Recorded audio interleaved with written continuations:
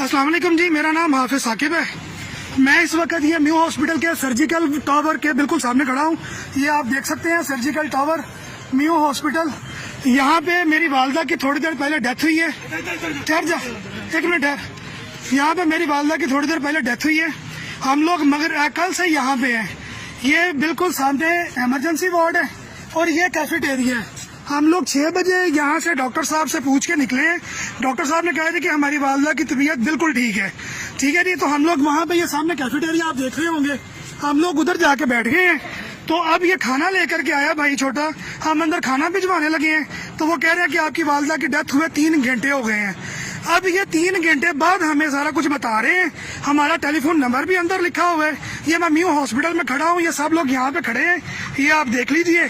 और ये हमसे डेड बॉडी लेकर के जाने का 5 लाख रुपया मांग रहे हैं। मेरा नाम हसन महमूद है, मैं 92 न्यूज में काम करता हूँ।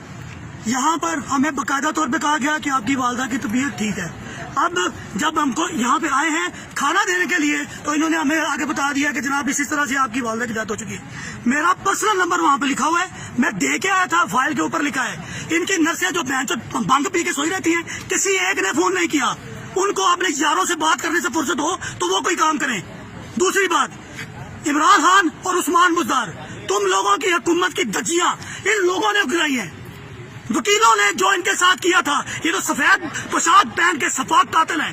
5 लाख रुपया हम लोगों से हमारी डेड बॉडी के लिए ये लोग मांग रहे हैं। कौन मांग रहा है? हम नहीं देंगे। इधर आओ, क्या हो गया? नहीं सर, हसन